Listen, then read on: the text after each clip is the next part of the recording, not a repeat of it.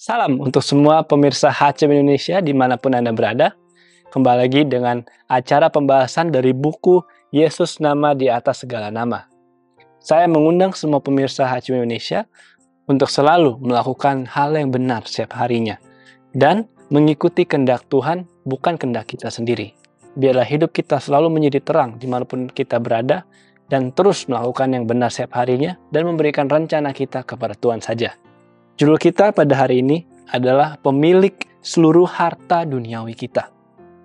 Ayat inti kita terdapat di Matius 6 ayat 19 yang mengatakan, "Janganlah kamu mengumpulkan harta di bumi ngengat dan karat merusakannya, dan pencuri membongkar serta mencurinya."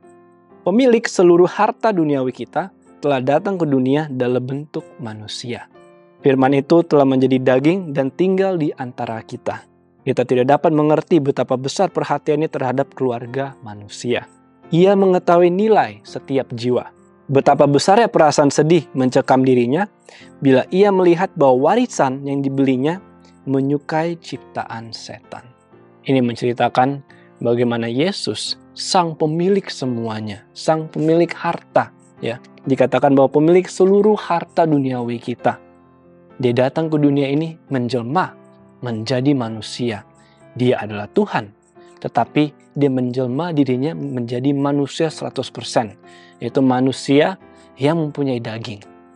Yesus yang 100% Tuhan menjadi 100% manusia. Tapi kenapa dia datang ke dunia ini? Apa sih memang tujuannya untuk datang ke dunia ini? Dikatakan tadi bahwa Yesus peduli. Yesus sangat peduli bagi manusia karena ciptaannya, yaitu kita manusia, menyukai ciptaan setan. Apa sih yang diciptakan oleh setan yang di dunia ini? Kita tahu bahwa setan menciptakan satu hal, yaitu mementingkan diri kita sendiri. Karena Yesus mempunyai karakter untuk mementingkan orang-orang lain. Karena Yesus juga mempunyai karakter untuk melayani orang-orang lain. Di sisi lain, setan mempunyai karakter bahwa tidak perlu kita melayani orang lain, tapi cukup untuk mementingkan dan melayani diri kita sendiri. Sering kali kita manusia mempunyai karakter seperti itu, yaitu selalu mementingkan diri kita terlebih dari yang lain. Kenapa hal itu terjadi? Karena itu adalah dosa. Itu adalah akibatnya dosa di dunia ini. Adam dan Hawa jatuh ke dalam dosa, tetapi dalam kesalahannya Adam dan Hawa belajar bahwa ketidakturutan mereka kepada Tuhan mengakibatkan kegagalan yang besar atau dosa yang besar. Tapi kita hidup di zaman ini yang penuh dengan kegelapan, Tuhan memberikan kita pengharapan. Kita tahu Yesus datang ke dunia ini untuk satu tujuan, yaitu menyelamatkan kita dari dosa. Bagaimana kita bisa diselamatkan kalau kita jatuh ke dalam dosa? Itulah Yesus. Yesus memberikan contoh kepada kita setiap hari untuk jangan kita mementingkan hanya kepada diri kita sendiri. Yesus saja tidak mementingkan dirinya. Yesus datang ke dunia ini karena dia peduli mementingkan kita ciptaannya supaya kita diselamatkan. Ya, tadi dikatakan di sini, kita sebagai manusia tidak dapat mengerti betapa besar perhatiannya terhadap keluarga manusia. Jadi kita sendiri tidak mengerti bagaimana Yesus bisa mempunyai perhatian yang besar kepada kita. Karena kita sebagai manusia yang jatuh ke dalam dosa, yang kita tahu hanyalah diri dan diri kita terus, tidak pernah orang lain. Ataupun kita peduli kepada orang lain yang berbuat baik kepada kita. Maukah kita mau berbuat baik kepada orang yang benci terhadap kita? Yesus mau mengajari kita untuk kita mengasihi orang-orang yang membenci kita. Dan bukan hanya mengasihi, tapi mengampuni dan peduli dan melayani orang itu tersebut. Satu-satunya kepuasan setan dalam mempermainkan jiwa manusia adalah kepuasan dalam menyakiti hati Yesus. Betapa besarnya dosa manusia yang tidak mau sadar dan memahami betapa bodohnya dia mengizinkan perasaan cinta yang tak ada batasnya terhadap perkara dunia untuk menghalau kasih Tuhan dari dalam hati. Apabila kasih kepada Tuhan dienyahkan dari dalam hati, cinta dunia dengan cepat mengalir masuk untuk mengisi kekosongan. Satu-satunya kepuasan setan kepada manusia adalah ketika kita menyakiti hati Yesus. Setan sangat puas ketika kita mementingkan diri kita sendiri dan menyakiti hati Yesus. Dengan cara apa kita menyakiti Yesus? Banyak hal. Tapi salah satunya mungkin ketika kita tidak mau menurut kepada Tuhan, ketika kita lebih meninggikan kepercayaan kita, atau kita lebih percaya kepada diri kita sendiri daripada Yesus. Bagaimana ya, kita sebagai manusia udah jatuh ke dalam dosa, terkadang kita merasa bahwa diri kita benar. Kita merasa bahwa kita tahu jalan yang benar.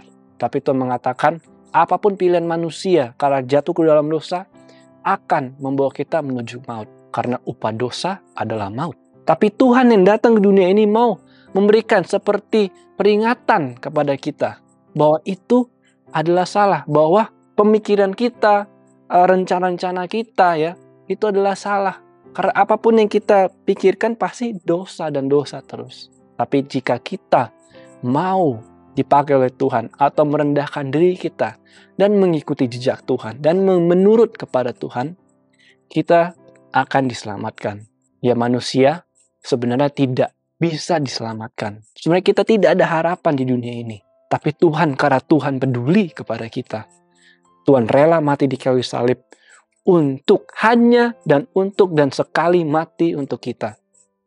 Karena dia saking cintanya, saking pedulinya kepada kita semua supaya kita diselamatkan. Atau seperti ini, apakah diri kita mau menyerahkan diri kita, hidup kita, atau nyawa kita untuk seseorang? Mungkin secara jujur, saya sendiri mungkin tidak mau. Apakah kita mau memberikan nyawa kita kepada orang kita benci? Pasti tidak mau. Itulah dosa. Mau orang itu mungkin tidak percaya kepada Yesus, atau orang itu tidak peduli kepada Yesus, atau orang itu tidak mengenal siapa Yesus, tidak tahu siapa Yesus itu sebenarnya, tidak pernah menemui Yesus sekalipun, tapi Yesus tetap memberikan nyawanya kepada semua orang supaya kita diselamatkan. Terkadang kita sendiri mau memberikan nyawa kita kepada orang yang kita kasihi, itu pun kita pikir 2 kali. Tapi Tuhan mau mengajarkan kita untuk selalu melayani orang lain. Karena dengan demikian, kita akan mempunyai sukacita yang besar. Ketika kita melayani diri kita sendiri, kita tidak akan bahagia. Tetapi ketika kita melayani orang lain, percayalah bahwa kita akan merasakan kebahagiaan itu dari Tuhan. Roh Kudus itu memberi kebahagiaan kepada kita ketika kita melayani dan melakukan hal yang benar dan yang baik kepada orang. Dan Tuhan itu maha adil. Ketika kita melakukan hal yang baik, pasti orang itu akan melihat kebaikan kita. Walaupun mungkin ketika kita melakukan hal yang baik kepada orang, belum tentu orang itu akan melakukan hal baik kepada kita. Tetapi apakah kita mau terus melakukan hal yang baik walaupun tidak ada imbalan kepada kita? Apakah kita mau terus berbuat baik kepada orang yang kita benci, walaupun orang itu tidak mau melakukan hal yang baik kepada kita? Sebagai orang Kristen, yaitu pengikut Kristus, kita harus tetap melakukan yang benar. Dan ketika kita melakukan yang benar, jangan kita menunggu untuk imbalan. Kalau kita percaya bahwa itu benar, lakukanlah itu benar sampai Yesus datang. Yesus memberikan hidupnya bagi kehidupan setiap orang di dunia ini. Dan dia menaruh nilai yang tak terbatas pada manusia. Dia menginginkan agar pria dan wanita menghargai diri mereka sendiri dan mempertimbangkan kesejahteraan masa depan mereka. Jika mata sehat, teranglah seluruh tubuh. Jika pandangan rohani jelas, realitas yang tak terlihat akan dilihat dalam nilai sebenarnya. Dan melihat kepada dunia kekal yang akan datang menambah sukacita di dunia sekarang ini. Orang Kristen akan dipenuhi dengan sukacita, tak kalah dia adalah seorang penatalan yang setia atas harta milik Tuhan. Kristus rindu untuk menyelamatkan setiap putra dan putri Adam.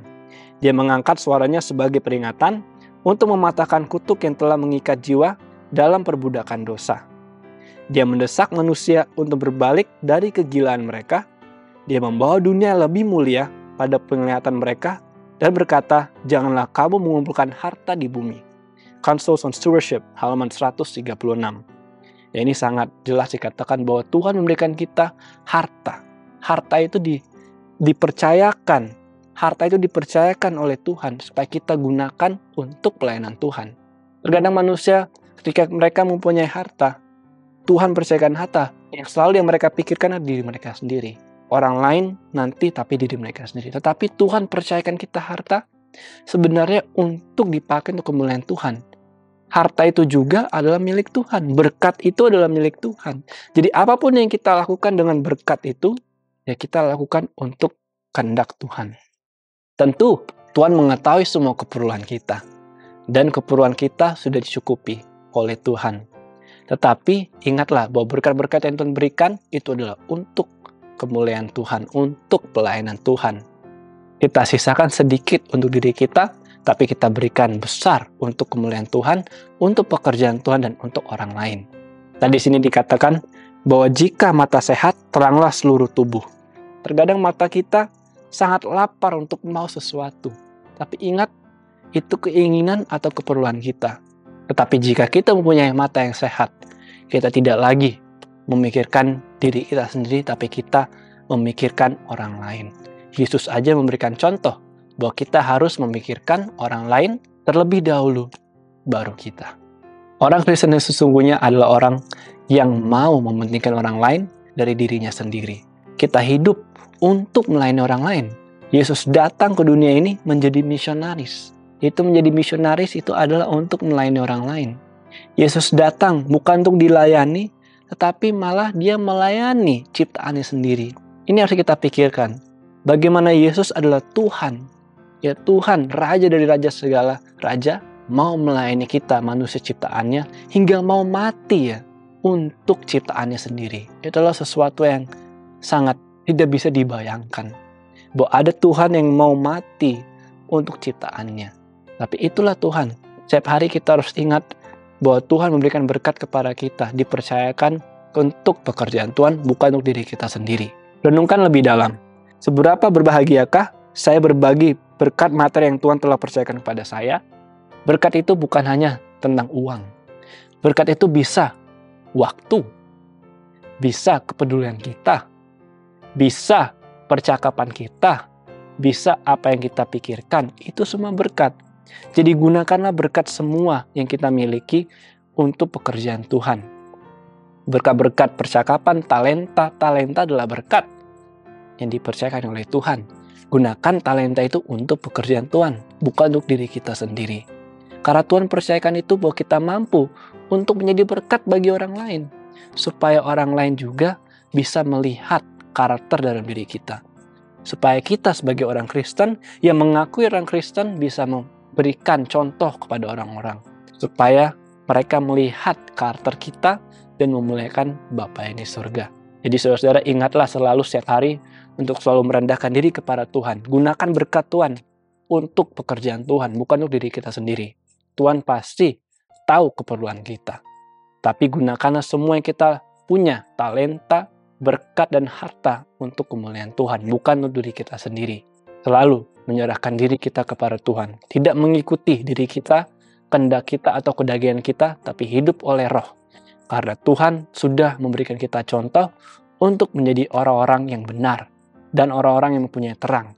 Supaya orang-orang bisa melihat terang kita dan memuliakan nama Bapa yang ada di surga. Baik, ini adalah pembahasan kita untuk hari ini. Sampai jumpa dalam pembahasan lainnya. Dan Tuhan memberkati.